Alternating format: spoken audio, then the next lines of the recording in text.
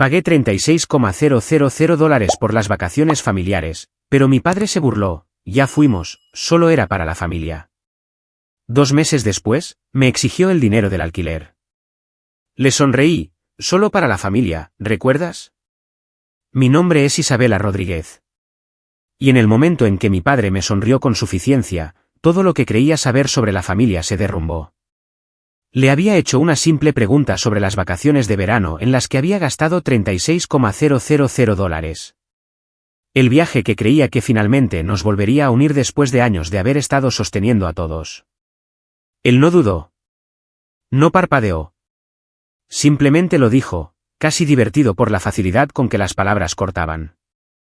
Ya fuimos la semana pasada. Solo para la familia.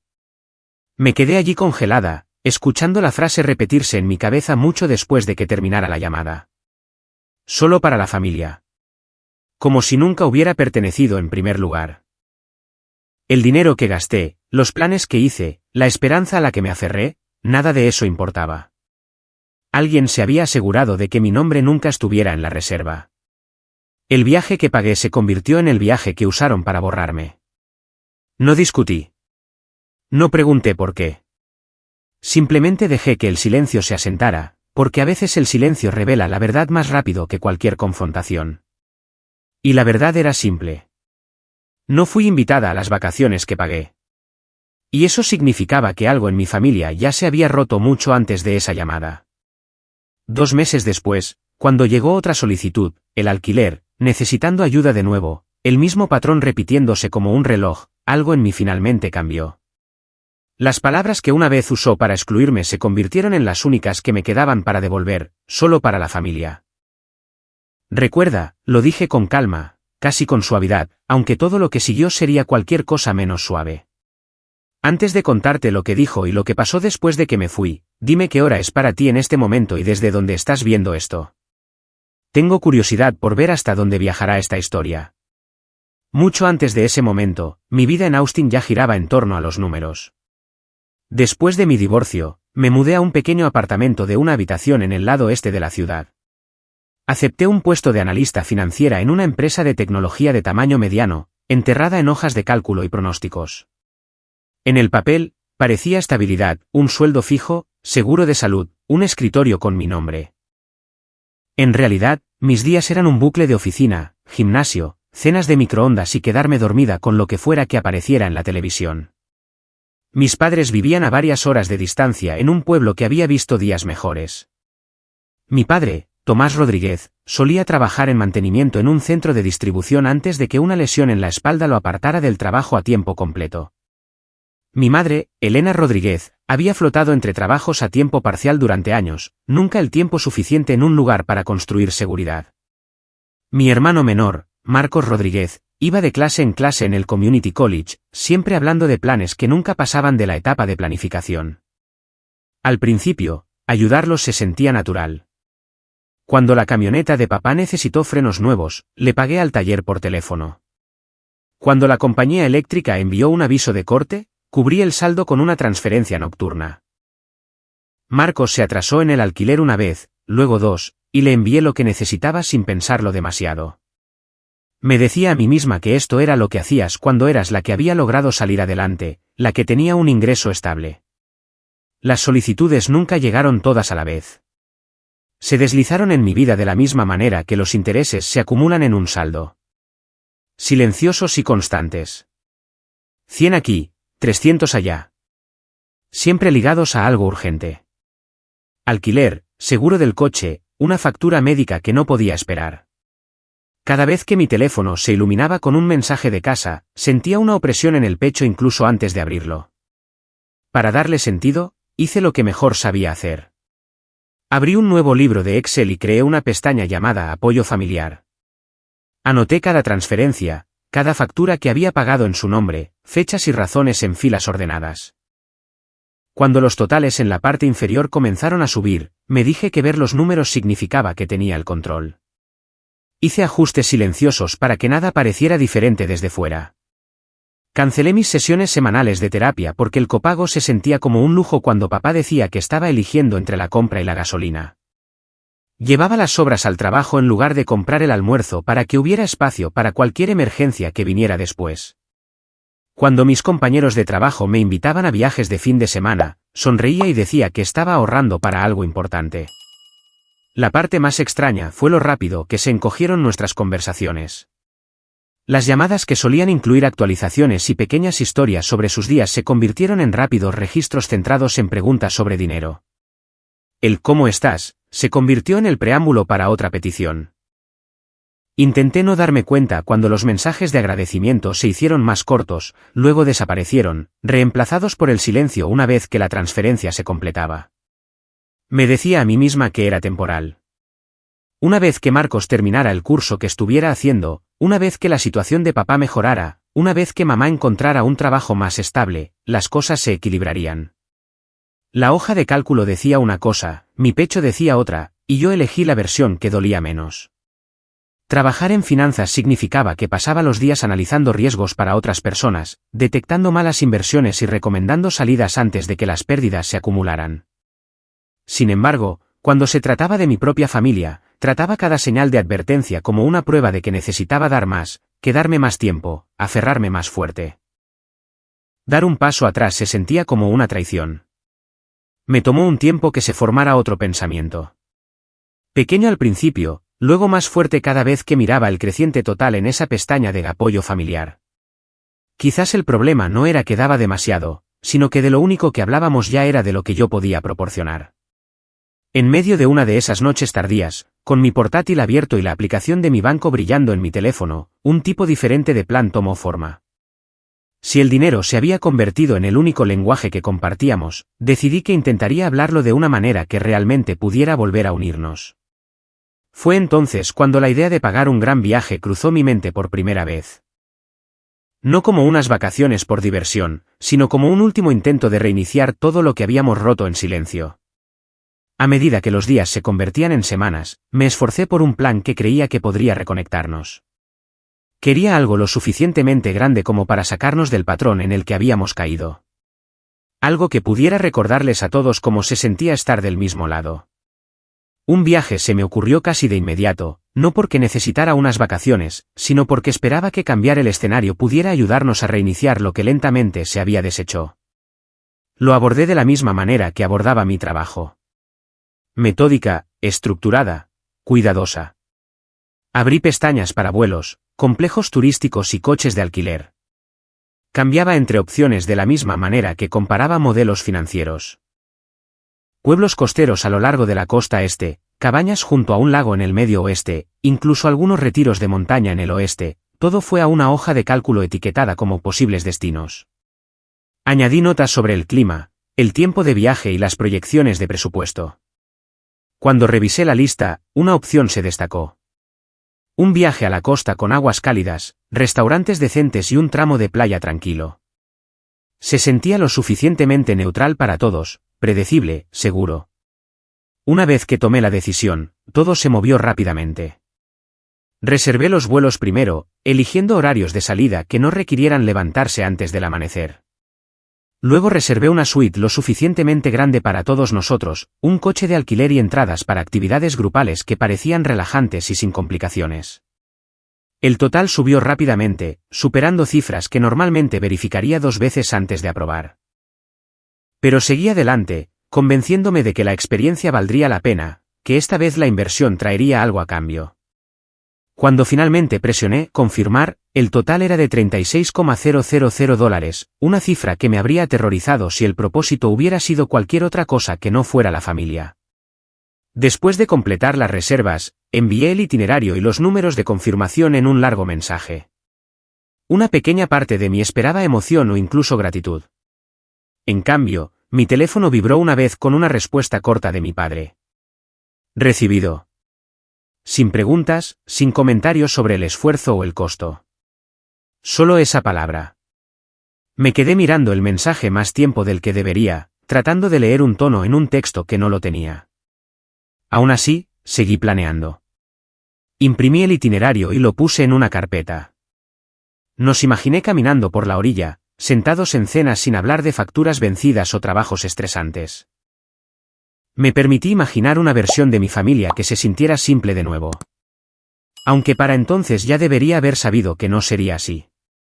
A medida que se acercaba la fecha de salida, el silencio de casa se hizo más pesado. No hubo preguntas de seguimiento sobre qué empacar o los horarios, ni menciones de lo que esperaban hacer en el viaje. Lo tomé como una señal de que confiaban en mí para manejar todo. No consideré la posibilidad de que algo más ya se hubiera decidido sin mí. En la mañana en que todo cambió, cogí mi teléfono con la intención de consultar sobre los planes de viaje. Pensé que sería una llamada sencilla, del tipo que haces para confirmar detalles de última hora. Lo que recibí en cambio no tenía cabida en ninguna versión del viaje que había imaginado. La voz de mi padre tenía una certeza casual cuando dijo que ya habían ido la semana anterior, como si estuviera diciendo el tiempo o la hora del día. Solo para la familia, añadió, y la frase golpeó con un peso para el que no estaba preparada. Por un momento, supuse que lo había oído mal. La idea de que usarían el viaje sin mí parecía demasiado surrealista para aceptarla. Pero mientras hablaba, cortante y final, no quedaba lugar para malentendidos. No se estaba corrigiendo. No estaba bromeando. Lo decía exactamente como sonaba. Cuando terminó la llamada, abrí mi correo electrónico, busqué el portal de reservas e introduje los códigos de confirmación. Se me encogió el estómago mientras me desplazaba por las reservas actualizadas. Los nombres que figuraban eran los de ellos. El mío no estaba en ninguna parte del registro. Las fechas habían sido cambiadas, la información de los huéspedes editada, el viaje remodelado en algo que yo había pagado, pero en lo que nunca estuve destinada a participar. Leí el itinerario modificado hasta que las palabras se volvieron borrosas. Cada línea era otro recordatorio de lo fácil que es que te quiten el acceso cuando la confianza ha sido traicionada. No fue el dinero lo que más me inquietó. Fue la comprensión de que el esfuerzo que invertí en arreglar las cosas había sido irrelevante mucho antes de que se hiciera la primera reserva. Y de pie en mi apartamento, con el itinerario abierto en mi pantalla, esa verdad se asentó en silencio, sin dejar lugar a la negación. En los días que siguieron, volví a las rutinas de trabajo con una especie de constancia mecánica. Mi cuerpo se movía a través de los horarios mientras mi mente intentaba comprender cómo algo tan deliberado podía hacerse tan silenciosamente. No quería revivir el momento en que descubrí el itinerario alterado. Pero seguía resurgiendo en momentos extraños, mientras revisaba un modelo de presupuesto, mientras esperaba el microondas, mientras me lavaba los dientes antes de dormir. El viaje ya había pasado para ellos, pero su sombra se sentaba en mi pecho como un peso al que me seguía ajustando sin darme cuenta. No se lo conté a nadie en el trabajo. No confiaba en mí misma para explicar nada sin sonar distante o a la defensiva. En cambio, me centré en los correos electrónicos, los pronósticos trimestrales y las reuniones donde todos hablaban de números precisos. Había consuelo en la claridad de las cosas medibles. Al menos las hojas de cálculo no se reescribían a mis espaldas. Pero cada tarde, cuando volvía a casa, el silencio dentro de mi apartamento hacía imposible ignorar la verdad que había echado raíces. Algo fundamental entre nosotros había cambiado, y yo era la única que parecía sentirlo. Finalmente, volví a abrir el libro de apoyo familiar. No lo había mirado desde que reservé las vacaciones. El total en la parte inferior había subido mucho más de lo que recordaba. Cada entrada contaba una pequeña historia: alquiler, reparaciones, tasas, emergencias de última hora. Mirar los números se sentía como mirar un acuerdo tácito que nunca había hecho conscientemente, un papel que me habían asignado en lugar de haberlo elegido. Me desplacé por línea tras línea hasta que el total se sintió menos como una cifra y más como un espejo. Una noche, mi teléfono vibró con un mensaje que tenía un tono familiar. El alquiler estaba atrasado de nuevo, y la solicitud llegó con la misma expectativa de siempre. No había ningún reconocimiento del viaje. Ninguna mención de mi ausencia, ninguna señal de que algo inusual hubiera sucedido. Por primera vez, el patrón se sintió inequívocamente claro. No era una hija siendo incluida o excluida. Era un recurso que se activaba cuando era necesario. Una calma se apoderó de mí, sorprendente en su firmeza. Escribí una breve respuesta y dejé el teléfono a un lado. El silencio posterior se sintió casi estructurado, como si un límite que nunca se había permitido existir finalmente se dibujara en líneas limpias. Miré alrededor de mi apartamento. El correo sin abrir en el mostrador, el vaso de agua a medio llenar en mi escritorio, el suave zumbido del aire acondicionado. Nada de eso cambió, pero todo se sentía diferente. Una decisión me había encontrado antes de que la tomara conscientemente. Abrí mi aplicación bancaria y comencé con las transferencias automáticas. Una por una, los pagos recurrentes desaparecieron del programa. Seguro del coche, ayuda para el alquiler, recargas mensuales, servicios públicos. Cada cancelación se sintió como cerrar una pestaña en un navegador que me había estado ralentizando durante años. Las confirmaciones aparecieron en colores suaves, silenciosas y finales, sin requerir explicación. Luego cambié las contraseñas, añadiendo capas de seguridad que debería haber añadido hace mucho tiempo. Cuando la aplicación me pidió que confirmara la nueva configuración, sentí que algo se aflojaba en mi pecho. Pero el apartamento todavía tenía la leve sensación de ser accesible para cualquiera que se sintiera con derecho a entrar en mi vida cuando necesitara algo. Ese pensamiento se quedó conmigo hasta la mañana siguiente, cuando busqué un cerrajero en Austin. Un técnico local llamado David Rojas llegó más tarde esa tarde con una caja de herramientas y un profesionalismo tranquilo que aprecié de inmediato. Instaló un cerrojo reforzado y luego colocó una pequeña cámara sobre el marco de la puerta. Me guió a través de la aplicación, mostrándome cómo revisar la transmisión desde cualquier lugar, cómo guardar clips y cómo ajustar las alertas. Cuando se fue, la puerta se cerró con un sonido sólido que no estaba acostumbrada a escuchar. El apartamento se sintió diferente después de eso. No porque el espacio en sí cambiara, sino porque finalmente lo reconocí como mío de una manera que importaba. La cerradura, la cámara, las contraseñas actualizadas, las transferencias canceladas. Nada de eso borraba lo que había sucedido. Sin embargo, cada paso creaba distancia de un patrón que había pasado incuestionado durante demasiado tiempo. De pie cerca de la ventana, me di cuenta de que no estaba esperando una disculpa, una explicación o siquiera un reconocimiento. No estaba esperando nada. Lo que viniera después eventualmente tendría su propio impulso, pero por primera vez, me sentí preparada para enfrentarlo sin apartar la mirada. Pasaron algunas mañanas tranquilas antes de que sucediera algo inusual. Seguí yendo al trabajo, respondiendo correos electrónicos y asistiendo a reuniones como si el suelo bajo mi vida no se hubiera movido.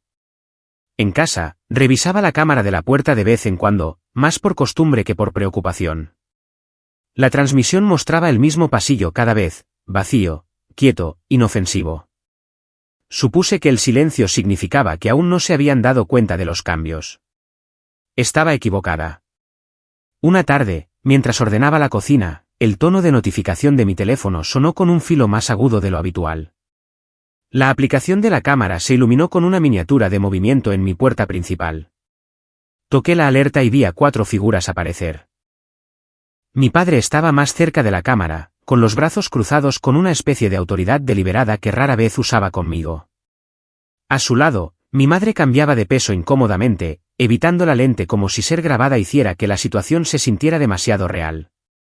Mi hermano se quedaba un poco más atrás, mirando su teléfono, inquieto, impaciente, y junto a ellos había un hombre con un traje a medida sosteniendo un maletín de cuero. Verlos a todos juntos así me provocó una sensación de opresión en las costillas. No miedo exactamente, sino el reconocimiento de algo inevitable. Caminé lentamente hacia la puerta, no porque necesitara tiempo para pensar, sino porque el momento en sí se sentía suspendido, esperando mi siguiente movimiento. Abrí la puerta lo suficiente para verlos claramente mientras mantenía un límite físico. El hombre del maletín se adelantó, presentándose con un tono practicado. Explicó que representaba a mi familia y quería discutir decisiones recientes. Sus palabras eran pulcras, pero el significado pesaba debajo de ellas. Mi padre permaneció en silencio, dejando que el traje hablara en su nombre, mientras mi madre miraba al suelo. Mi hermano evitó mirarme por completo. Escuché sin interrumpir, dejando que cada frase cuidadosamente elegida se asentara exactamente donde pertenecía.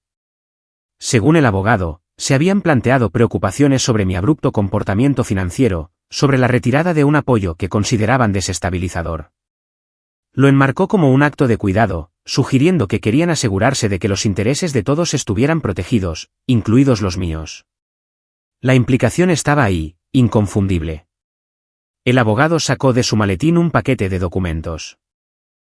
Dijo que estaban preparados para solicitar una acción formal si era necesario, algo que implicaba obligaciones, responsabilidades y continuidad financiera.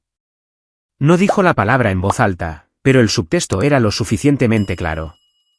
Querían que un tribunal me obligara a seguir pagando. Sostuve el paquete sin abrirlo.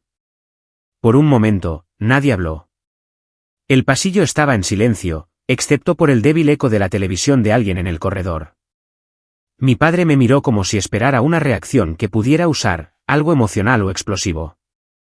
La expresión de mi madre parpadeó con algo que no pude identificar. Mi hermano cambió de postura, aburrido o molesto. Por dentro, la reacción que se formó no fue ira. Fue claridad. Una línea que ellos habían trazado sin dudar ahora se revelaba por completo, y de pie en mi lado del umbral, finalmente entendí hasta dónde estaban dispuestos a llegar cuando había dinero de por medio. Le devolví el paquete al abogado con un movimiento firme. No levanté la voz, ni sermoneé, ni enumeré los años de apoyo que habían absorbido en silencio. En cambio, le dije con un tono nivelado que cualquier asunto legal que desearan seguir tendría que pasar por los canales adecuados. Dudó, quizás esperando una negociación, pero di un paso atrás y cerré la puerta antes de que pudiera buscar otro ángulo. Cuando el cerrojo encajó en su lugar, volví a revisar la transmisión de la cámara. Permanecieron fuera unos minutos, hablando entre ellos, con gestos bruscos y frustrados. Finalmente, el grupo se dispersó, saliendo del encuadre uno por uno hasta que el pasillo volvió a la quietud. Más tarde esa noche, apareció una carta en mi buzón. Hacía referencia a una posible acción legal relacionada con el apoyo financiero discontinuado. El lenguaje era formal, pero la intención llevaba el mismo sentimiento de derecho que la visita. Coloqué la carta sobre mi mesa y me senté con el conocimiento de que habían pasado de la expectativa a la escalada. Lo que más me sorprendió no fue la amenaza en sí, sino lo poco sorprendente que se sentía. Habían caminado hacia este momento mucho antes de pararse en mi puerta, y ahora el camino que habían elegido se estaba desarrollando exactamente como fue diseñado. A la mañana siguiente, me desperté con una pesadez que ya no se sentía como un shock. Se sentía como el comienzo de algo que ya no podía ignorar. La carta de la noche anterior estaba sobre la mesa de mi cocina, intacta excepto por el pliegue donde la doblé una vez. No me confundía. Ni siquiera me sorprendía. Pero sabía que no podía navegar lo que viniera sola. De camino al trabajo, le envié un mensaje a la única persona que siempre había logrado romper mi silencio, mi amiga Sofía Allen. Nos conocimos años antes a través de un proyecto de voluntariado, y ella había permanecido como una de las pocas figuras constantes en mi vida, alguien que notaba los cambios incluso cuando intentaba ocultarlos. Esa tarde, sugirió que nos encontráramos en un pequeño café cerca de la oficina. Acepté, agradecida por un lugar neutral para ordenar mis pensamientos. Sentada frente a ella, le di una breve explicación de la visita, los documentos y la carta. No adorné nada ni busqué compasión. Simplemente expuse los hechos como si presentara un informe financiero. Sofía escuchó sin interrumpir, su expresión se agudizaba con cada detalle. Cuando terminé, no ofreció consuelo ni tópicos. En cambio, sacó de su bolso una tarjeta de visita y la deslizó sobre la mesa. Me dijo que el nombre pertenecía a alguien de su confianza, un abogado llamado Arturo Vargas, conocido por manejar disputas familiares difíciles con calma y precisión. Dijo que no sobrereaccionaba, no hacía promesas que no podía cumplir y no dejaba que la gente fuera arrinconada. Eso era todo lo que necesitaba oír. Programé una cita antes de salir del café. Su oficina estaba en el centro, en un edificio modesto con líneas limpias y pasillos silenciosos. Cuando llegué, me recibió con un profesionalismo sereno que inmediatamente puso distancia entre la emoción y la estrategia.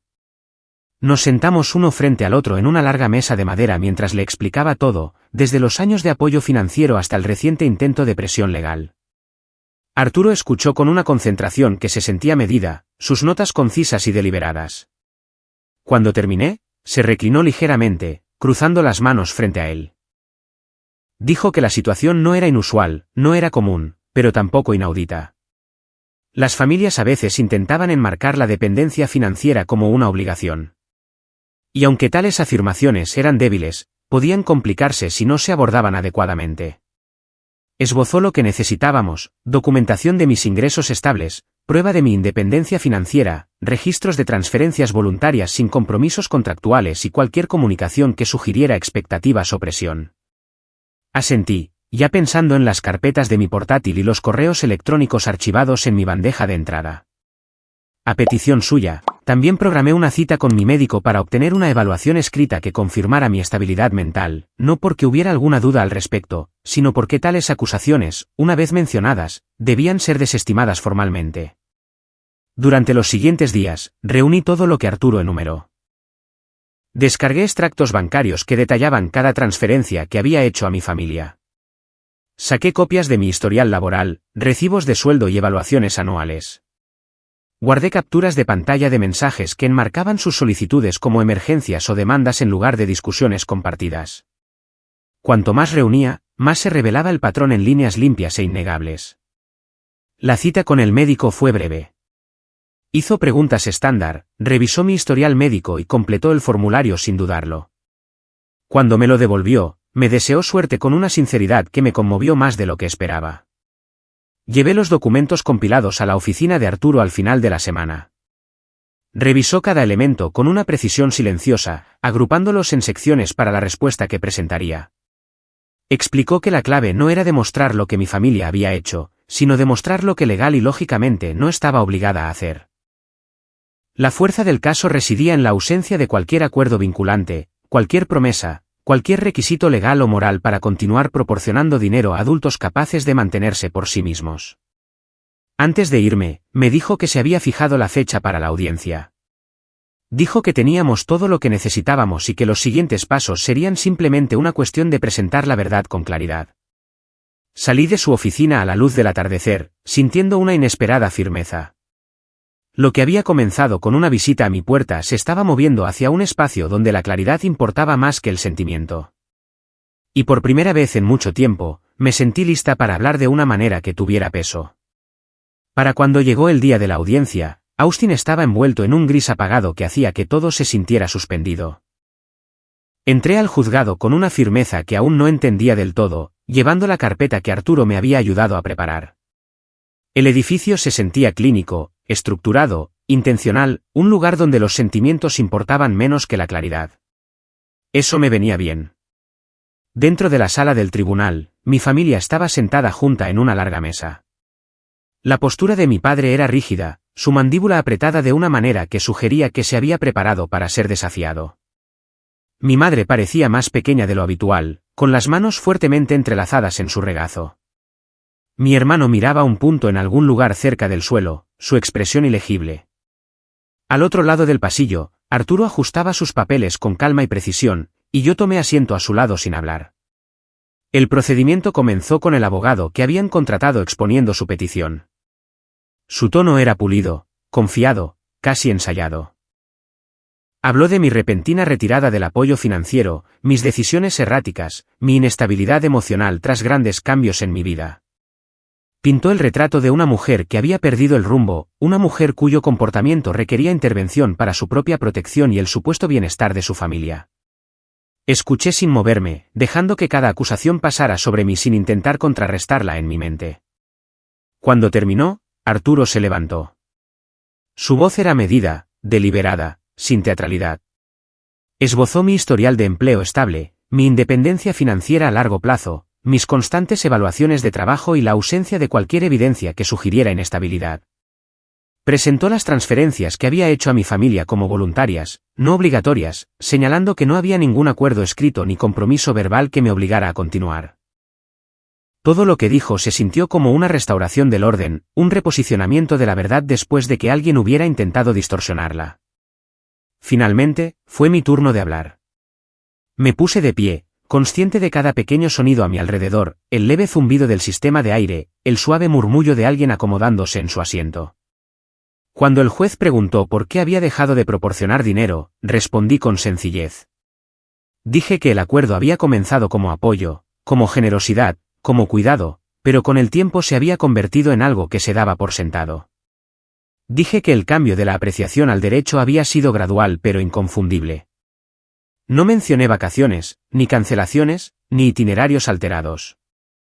Esos detalles pertenecían a una capa privada de dolor que no necesitaba ser exhibida para probar la verdad. Cuando volví a mi asiento, una certeza tranquila se instaló dentro de mí. No victoria, solo claridad. Después de revisar la documentación, el juez emitió un breve fallo. No había base para la petición. No tenía ninguna obligación legal o financiera de continuar proporcionando apoyo. La demanda fue desestimada. El mazo golpeó con un único sonido definitivo. Y así de simple, la tensión de la sala se liberó. Mientras la gente comenzaba a salir, no miré hacia mi familia. No busqué reacciones ni explicaciones. Salí al pasillo y exhalé como si el aire hubiera cambiado de peso. Afuera, el cielo se había aclarado de la manera en que a veces lo hace después de largos periodos de nubes. No dramático, solo lo suficientemente gradual como para notarlo. En las semanas que siguieron, la distancia entre nosotros se volvió permanente. Llegaron cartas sobre saldos pendientes que ahora tenían que manejar ellos mismos. Mi hermano aceptó un trabajo que había estado evitando. Mis padres se mudaron a un apartamento más pequeño. Ninguna de estas cosas me trajo satisfacción. Simplemente eran consecuencias que se desarrollaban en un mundo donde yo ya no desempeñaba el papel que me habían asignado. Me mudé a un nuevo lugar en el lado sur de Austin, un espacio con ventanas más amplias y una luz más suave. El silencio allí se sentía diferente. No pesado, no expectante, solo presente. Llené mis noches con largos paseos, nuevas recetas, libros que había dejado de lado durante años. Lentamente, sin forzarlo, una vida que me pertenecía por completo comenzó a tomar forma. Mirando hacia atrás, la historia no era sobre un viaje, un tribunal o un balance de lo que había dado. Era sobre el momento en que finalmente entendí que los límites no son actos de rechazo. Son actos de reconocimiento de lo que es saludable, lo que es justo y lo que me corresponde proteger.